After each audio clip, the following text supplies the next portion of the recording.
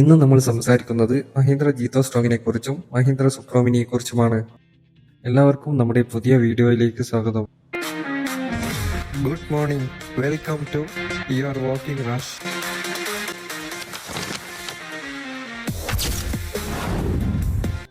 സുപ്രോമിനിയുടെ എഞ്ചിനിലേക്ക് വരുമ്പോൾ 909 cc 2 cylinder diesel എഞ്ചിനാണ്. ഇത് 26 ഹോഴ്സ് പവറും 58 Nm ടോർക്കും നൽകുന്നു. ജീത്തോ സ്ട്രോങ്ങിന്റെ എഞ്ചിൻ സ്പെക്കിലേക്ക് വരുമ്പോൾ 625 cc സിംഗിൾ സിലിണ്ടർ ഡീസൽ എഞ്ചിനാണ്. ഇത് 16 ഹോഴ്സ് പവറും 38 Nm ടോർക്കും നൽകുന്നു. ടയർ സൈസിലേക്ക് വരുമ്പോൾ ജീത്തോ സ്ട്രോങ്ങിന്റെ 12 ഇഞ്ചും സുപ്രോമിനിയുടെ 13 ഇഞ്ചുമാണ് ടയർ സൈസ് വരുന്നത്. സുപ്രോമിനിയുടെ ലോഡ് ബോഡി സൈസ് നീളം 7.5 ഫീറ്റ് ആണ്.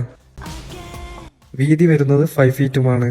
പേലോഡ് കപ്പാസിറ്റി വരുന്നത് 900 kg ആണ്.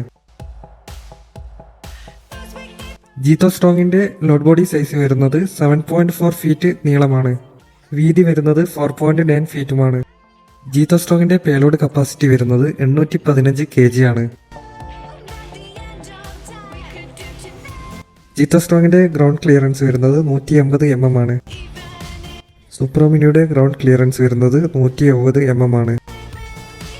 സുപ്രോമിനിയുടെ മൈലേജ് വരുന്നത് 23.3 കിലോമീറ്റർ ആണ്. ജീത്തോ സ്ട്രോങ്ങിന്റെ മൈലേജ് വരുന്നത് പെർ ലിറ്ററിന് 32 കിലോമീറ്റർ ആണ്. സുപ്രോമിനിയിൽ ഫ്രണ്ടിൽ 8 ലീഫും ബാക്കിൽ 7 ലീഫുമാണ് വരുന്നത്. കൂടാതെ ഫ്രണ്ട് സൈഡിലാണ് എഞ്ചിൻ വരുന്നത്. ജീത്തോ സ്ട്രോങ് ബാക്ക് എഞ്ചിനാണ്. ലോഡ് ബോഡിക്ക് താഴെയായിട്ടാണ് എഞ്ചിന്റെ സ്ഥാനം. ജീത്തോ സ്ട്രോങ്ങിന്റെ വാറണ്ടി വരുന്നത് 3 കൊല്ലം അല്ലെങ്കിൽ 72,000 കിലോമീറ്റർ ആണ്. 5,000 കിലോമീറ്റർ കൂടുമ്പോഴാണ് സർവീസ് ഇന്റർവെൽ.